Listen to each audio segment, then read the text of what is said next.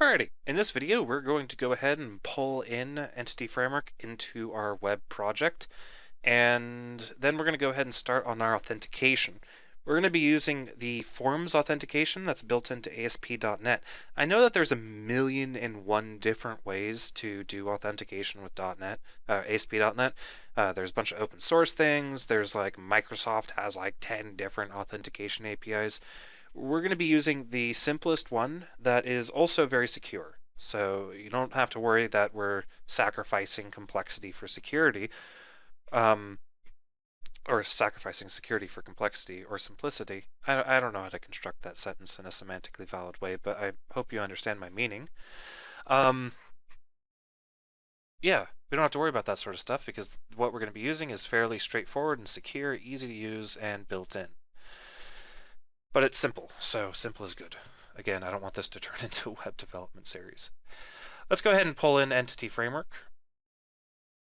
So I'm going to pull in Entity Framework on my web project as well as MySQL eventually. There we go. Pull in Entity Framework.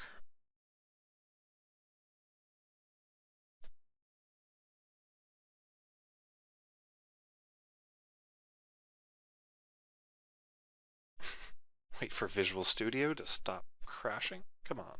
There you go. All right. And then we're going to grab in MySQL data. We're going to grab in MySQL data entities. All right. Now, in addition to doing that, we're also going to do the same process in buzzmmo.data. So I'm going to right-click References, hit Manage NuGet Properties. I'm going to bring in Entity Framework, and I'm going to bring in MySQL.data.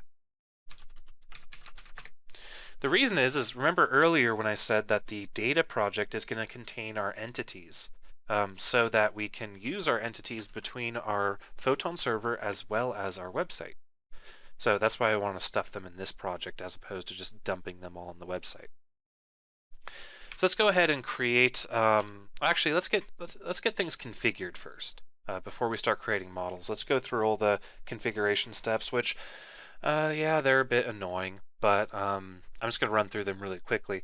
If anybody needs a refresher on the configuration steps that we need to do to make stuff work with MySQL, just check out the last video. Okay, so I'm going to jump into web.config, and you'll notice that this web.config is a little scarier looking than the app.config we had earlier, but that's just because we have a bunch of ASP.NET stuff in here. I guess I'm going to scroll down to the bottom. The first thing I'm going to do is I'm going to add our system.data db provider factories element. Factories. There we go. I'm going to say add, and what do we need here? We need our name equals blah, our INVARIANT equals blah, our description equals blah, and our type equals blah. Name is going to be MySQL data provider. Invariant is going to be MySQL.data.MySQL client. Description is just do MySQL database provider because it just really doesn't matter. And then our type is going to be MySQL.data.MySQL client.MySQL client factory, comma MySQL.data. All right. So there's our DB provider factory. Working up the page, let's go ahead and add in our Entity Framework provider, which we have a provider element. Our provider element is going to have an INVARINT, name equals blah, type equals blah. Our invariant name is going to be MySQL.data.MySQL client. Our type is going to be MySQL data.MySQL client.MySQL provider services, not service, comma MySQL.data.entity.ef6. All right, so now we've added our provider to .NET, and we've added our provider to Entity Framework.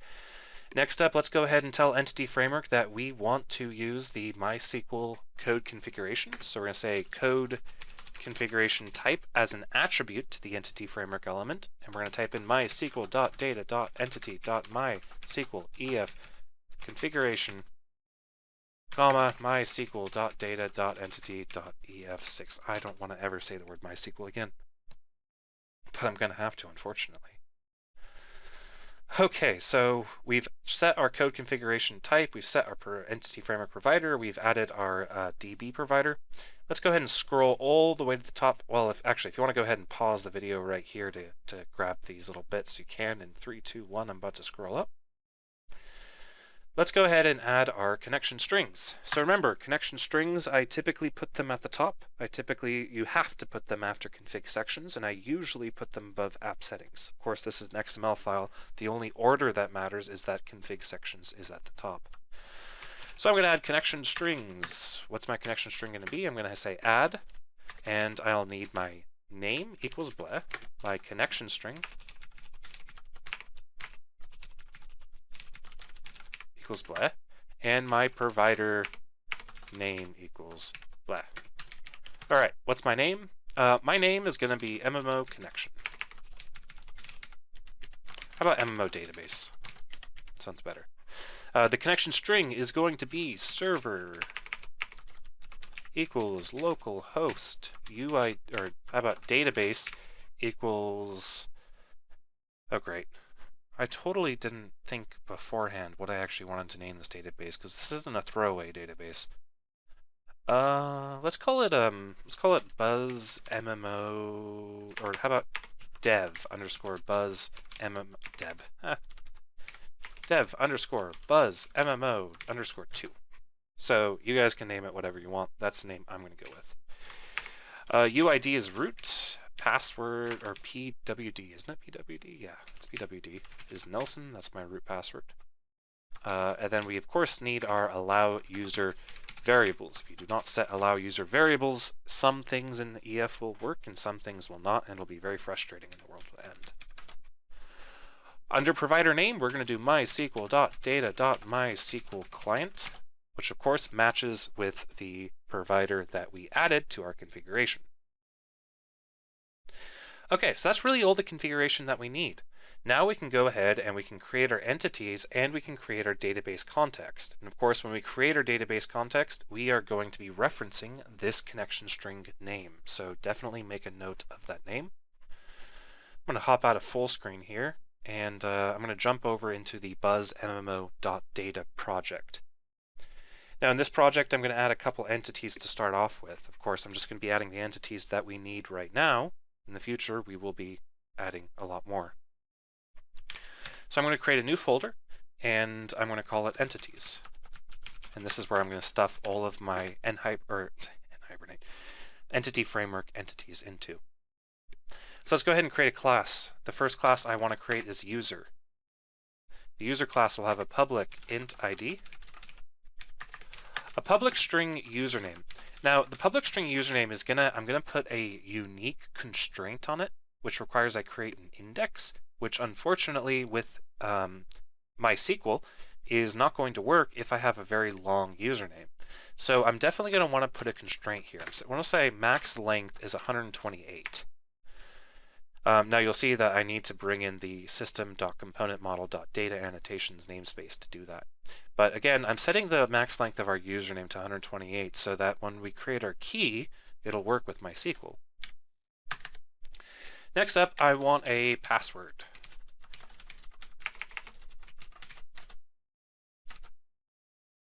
Now for our password, I'm going to set a max length of 128.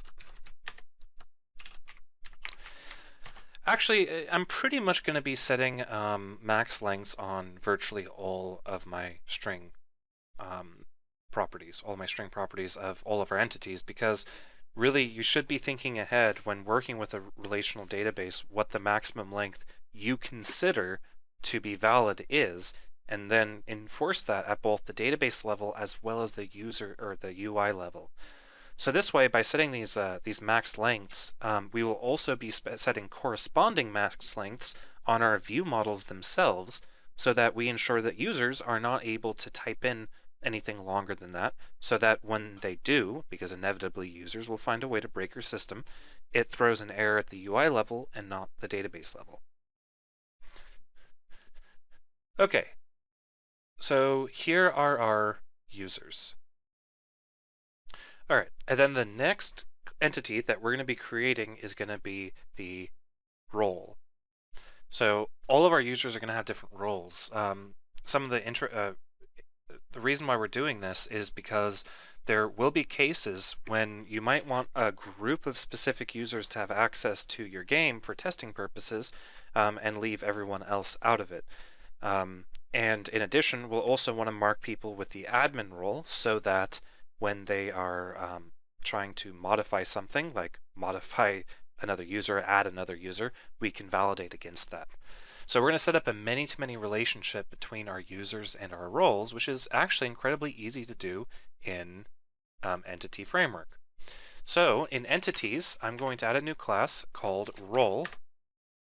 And role is going to, of course, have a public int ID, public string name, which name is going to be required. Did I not put required on? Yeah. Okay, give me a sec. With a max length of 128. Okay, so that's our role.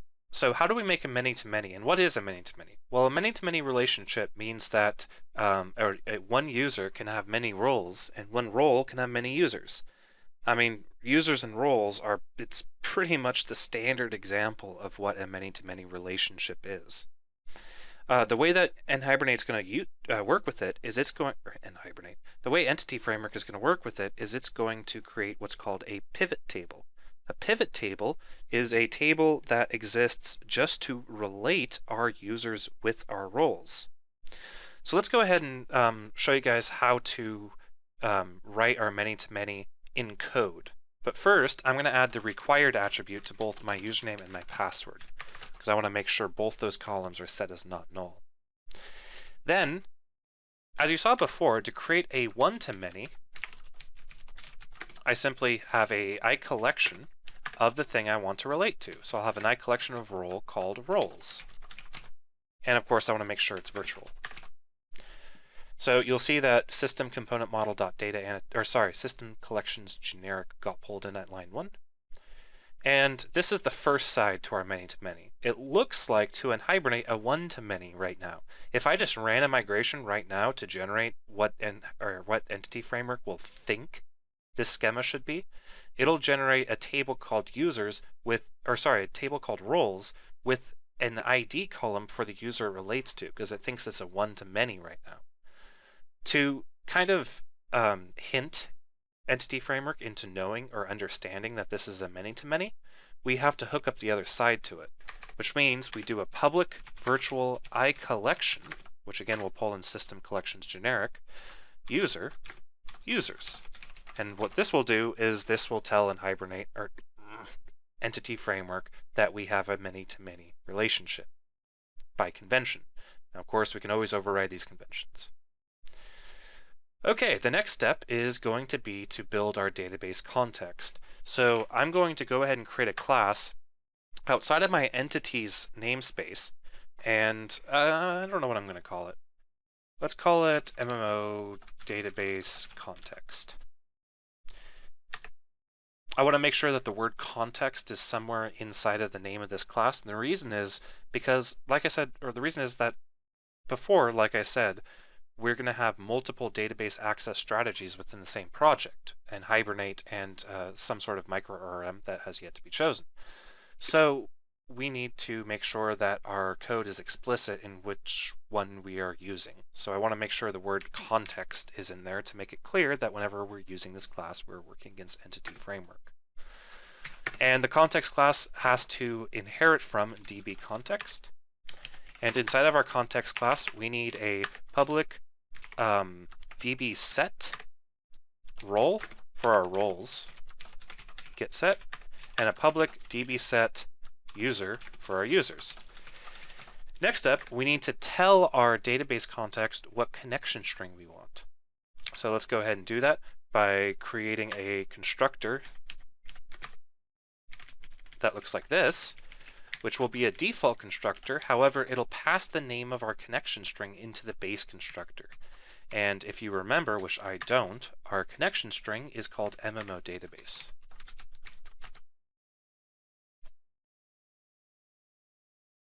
Alrighty. So this is our, well, these are our entities, and this is our database context. But we have an issue that might not be so obvious, but if you think about it, our web.config is sitting in a different project than our database. And unfortunately, the issue isn't when we run our code. The issue comes into play when we create our migrations and we run our update database command. So basically, we need a way for Entity Framework to know to use our connection string information from web.config, but we want to create our migrations in MMO.data. So our migrations will go in this project, but our web.config that we want to pull from is in this project. The way that this works is that if I open my tools, library package manager console, what we have here is our package manager console references a default project. This is the project that it's going to be running in, or running into the context of.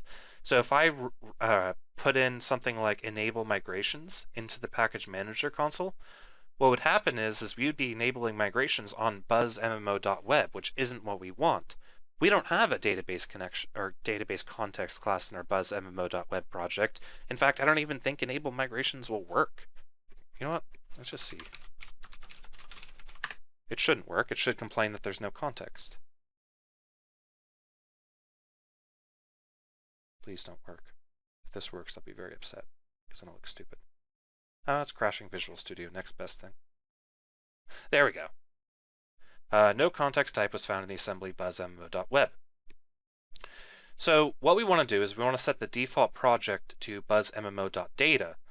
But you might think, well, we're setting the default project to buzzmmo.data. That means it's going to be pulling the configuration out of the app.config in buzzmmo.data, which doesn't have our connection string in it, and it doesn't have any information about MySQL. It doesn't have really anything that we'll need to connect to the database inside of it.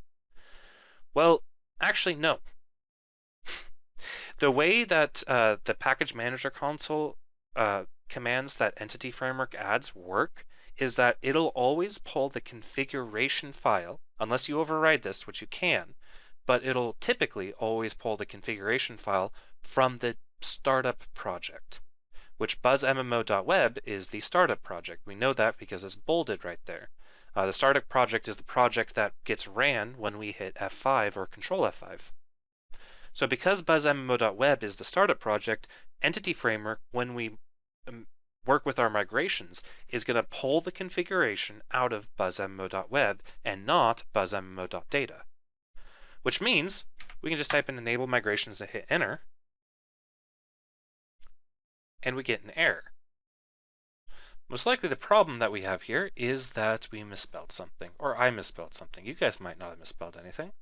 It says the type initializer for system data entity migrations, DB migrations configuration through an exception. DB configuration type mysql.data.entity.mysqlef configuration MySQL data entity ef6 specifying the application config file could not be loaded. Well, why not? Let's see if it's spelled right.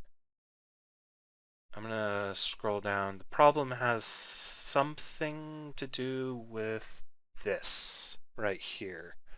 So let's see how horribly I misspelled that. Ooh, ha, ha. EF is capitalized, guys. It's capital E, capital F. Whoops. Let's try that again.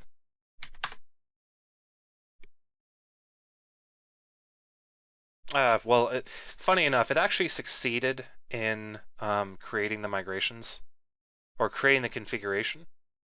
So we don't actually need to recreate our migrations. However, because it did throw an error at some point, I kind of do want to re-enable migrations by using the -force parameter. And the reason is because there might be something that it didn't quite do because it ran into that error, and I don't want my buzzmmo.data project to be in some sort of invalid state. So I want to make sure that my enable migrations works correctly. And and we still get an error.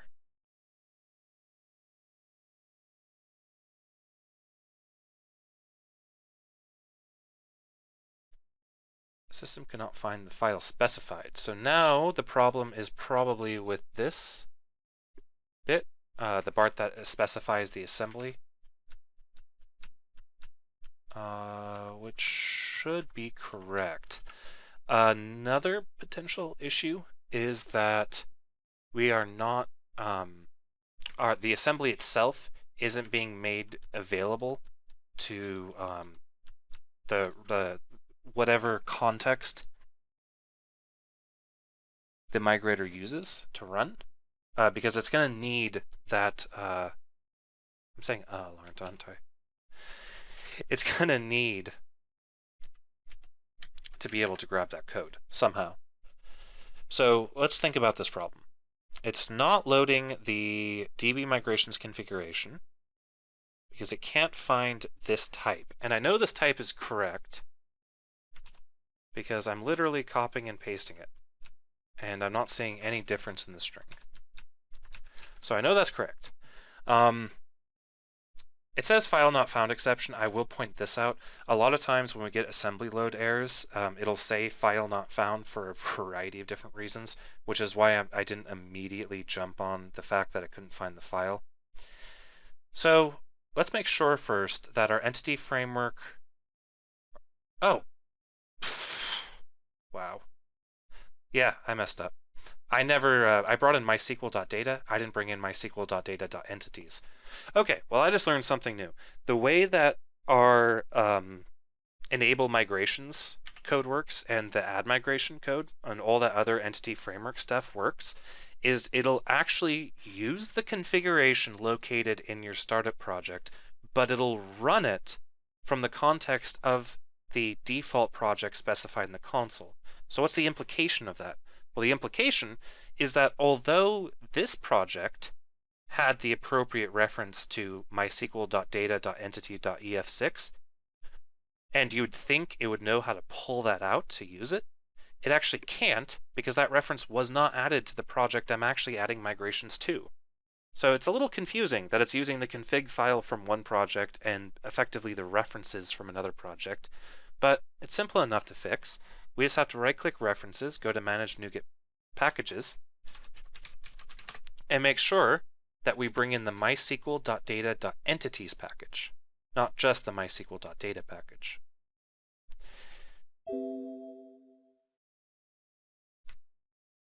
So now that we've done that, I'm going to say Enable Migrations Force again. Hopefully we won't get an error. Please don't error. You're embarrassing me, Visual Studio. There you go.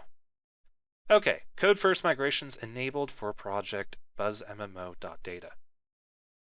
So that created the configuration file for our migrations, but it hasn't actually created our migrations quite yet. Let's go ahead and do that. I'm going to say add migration initial. Hit enter. And then we have now scaffold the initial migration that represents all of our code in the database. So that's really cool. You'll see that it creates our roles and our users, but it also creates this table right here, the user roles.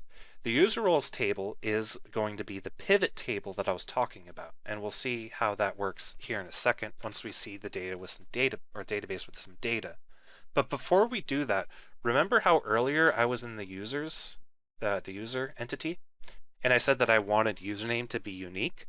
Well, there aren't actually any attributes I could add to the username property to tell the migration framework that I want it to be unique. But what I can do is I can go into the migration that was generated and edit the migration to force that column to be unique. The way I do that is right up here on where it creates my users, I'm going to add a new line after the primary key definition, and I'm going to say dot index. Then I'm going to say t goes into username, and then comma unique equals true. So what this will do is this will add a unique key constraint to my username, meaning that the database will make it so that it's impossible for two users to have the same username, which, since we're using usernames to log in with, is pretty important. Okay, so now that we've done that, we can come up here into MySQL Workbench, make sure you have this loaded up, and we're going to go ahead and update our database, which will run this migration against our database. But before we do that, actually, let's talk about seeds. If I go into my configuration file for migrations, so it's under Migrations Configuration, you'll see that we can seed the data with database. Now, it's important to understand that this method is invoked every time you migrate your database. So every time you migrate your database, the seed method is invoked. And what the seed method is used for is it's used to create a user or create any sort of data that's required for your application to run. For example, roles, we are going to be able to add roles and remove roles, but one role in particular we want to have always available to our application, and that's the admin role.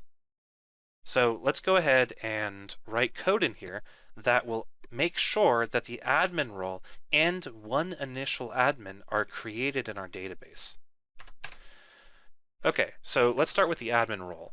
I'm going to say context.roles.add or update. And add or update will bring in a using statement for system data entity migrations. Now, add or update, I'm going to say TT goes into t.name, comma, new role, and I'm going to pass in a name of admin. Actually, I'm going to take this and I'm going to alias this out into a variable. I'm going to call it admin role. The reason I'm going to do that is because I'm also going to be adding a user that has an admin role already attached to him. So let's go ahead and do that. I'm going to say var admin equals new user with the username of admin and the roles of a new, I don't know. Let's do, that should work, right? Yep, a new array of admin role. And then I'm going to say admin.setPassword admin, which that method does not exist yet. We'll be writing that method in a moment. And I'm going to say var or context.users.add or update.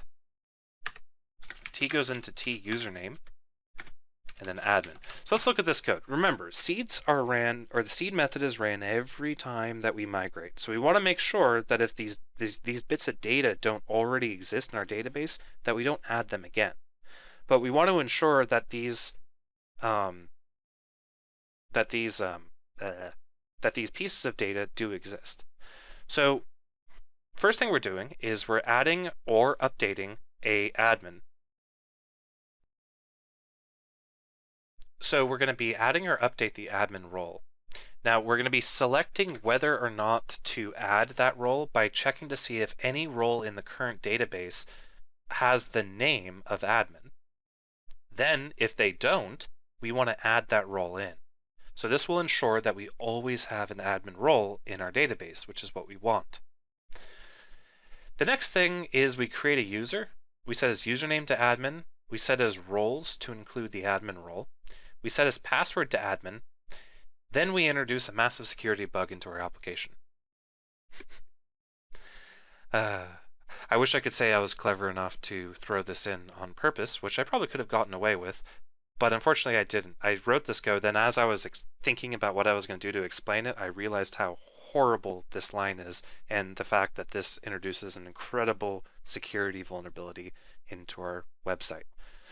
To explain why, what we're doing is we're instantiating a new admin user, we're setting his roles, we're setting his password, it's all good so far, but then we're adding or updating him. Meaning either the admin doesn't exist already and we add the admin, which is a good thing, or if the admin already exists, we're going to be replacing all of his properties with the properties that we've set on this user, which includes resetting his password back to admin. Meaning that if you're running in production, for a couple months, you're not doing any migrations, everything's good and whatever, One day you make some changes to your code that results in database migration and the seed method's invoked, well, then your admin got his password reset to admin, which is not a very good thing. This is not a very secure password, by the way. I don't think that needs to be explained, but of course we need some sort of way to log into our application when we first install it, which is why we have the admin. The expectation is that the admin will change his password once the application has been set up. To fix this, we have to change the logic a little bit. Instead of using the add or update method, I'm instead going to say if not context.users.any, oh come on, any, t goes into t username equals admin, then context users add, no, just add, admin. Okay, so let's go ahead and remove these comments are really annoying me, by the way. There we go, that looks a lot better. So what we're doing now instead is we're checking to see if there's a user named admin in the database, and if there isn't, we'll go ahead and add him. So there'll always be a user named admin on this application. Now we could put in some more complicated logic to handle more cases of what we might want to do, but I'm not going to go through all that. Again, I don't want to turn this into a web development tutorial, but again, this is the simplest way to get this going. The final thing that we need to do is set the password. So I'm going to go ahead and, as is word, I'm going to go ahead and create that method. Okay, so we're back in our user class, and we've added a new method called setPassword that takes in a password parameter. The reason we have a method called setPassword is because my password field is actually going to be storing a password hash, not a plain text password. You should never ever store a plain text password. If you want a more detailed overview of hashing, go check out the comprehensive ASP.NET MVC tutorial. That'll go over the concept of hashing. But for now, let's go ahead and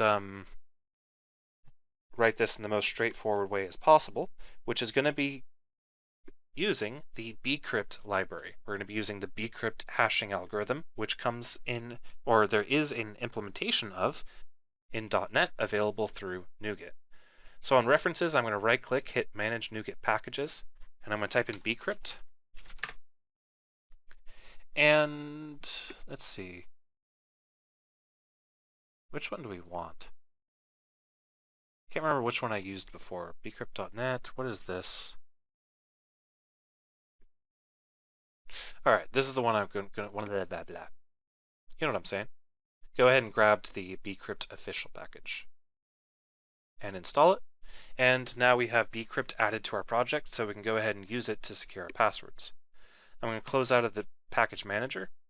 The setPassword method is simply going to say password equals bcrypt.net.bcrypt.hash password with a work factor of, how about 13?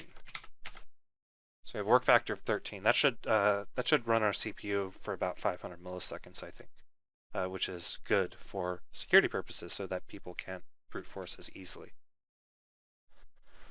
So we now have our setPassword method, but let's go ahead and create a helper method called checkPassword that'll just make it easier to work with our password in the future. So I'm going to say public bool checkPassword with a string password parameter. And all it's going to do is it's going to say return bcrypt.net.bcrypt.verify, passing in password with password. That might look a little confusing right there, but note the casing. We're passing in the parameter, the plain text password that was passed in to the method, with the property, the password hash, that was stored on our database. So now that we've done our setPassword and checkPassword methods, we can come back to configuration, look through our seed method one more time, and yeah, I think that's I think that should work. So let's go ahead and fire up our package manager console and run this. Update database. Hit enter. Also, you don't need to rebuild your project when you do update database. It'll do that for you. Okay, it says applying explicit migration initial, and then it says running seed method. Let's jump back into our MySQL workbench. We do indeed see that dev buzz MMO2 has been added with our users, our roles, and our user roles. If we look at users, we see we do have an admin with a password that is hashed. And you can see that 13 right there. That 13 specifies the work factor. We have roles, one role with an ID of admin, or ID of 1 and the name of admin. And then we should have user roles. And you see that indeed we have a pivot table that relates our user ID of 1 to our role ID of 1, which means that our first user, our admin user, is indeed an admin because he has the admin role.